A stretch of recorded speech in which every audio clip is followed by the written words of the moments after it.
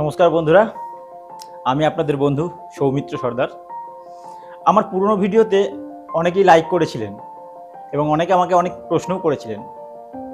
আজ আমি আপনাদের সামনে আরও কিছু নতুন প্রশ্নের উত্তর নিয়ে হাজির হয়েছি। অনেক লোকেরা ভাবেন যে আমি যদি একটা সঠিক স্কিম সিলেক্ট করি তাহলে আমি একটা বেটার রিটার্ন বানাতে পারি।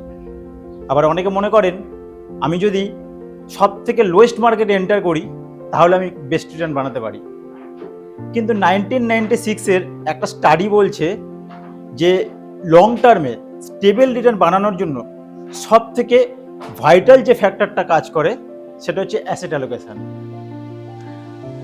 আপনার রিটার্নের 92% আপনি যদি প্রপার অ্যাসেট অ্যালোকেশন করে ইনভেস্টমেন্ট করেন তাহলে দেখবেন 92% প্রপার অ্যাসেট অ্যালোকেশন স্ট্র্যাটেজির জন্য রিটার্নটা তৈরি হয়।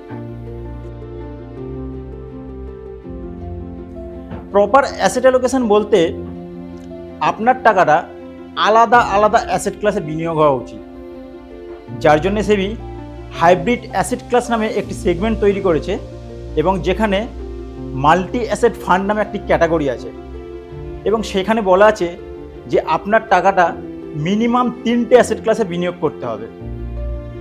ব্যাক টেস্টিংয়ে দেখা গেছে যে প্রতি বছর একই অ্যাসেট ক্লাস এক ধরনের পারফর্ম করে না। যেখানে 2021 সালে ডোমেস্টিক ইকুইটি সব থেকে ভালো পারফর্ম করেছিল, সেখানে 2022 সালে গোল্ড সব থেকে ভালো রিটার্ন দিয়েছে। আন্দাজ করুন তো 2023 সালে কোন অ্যাসেট ক্লাস সব থেকে ভালো পারফর্ম করেছে? উত্তরটা হলো ইন্টারন্যাশনাল ইকুইটি।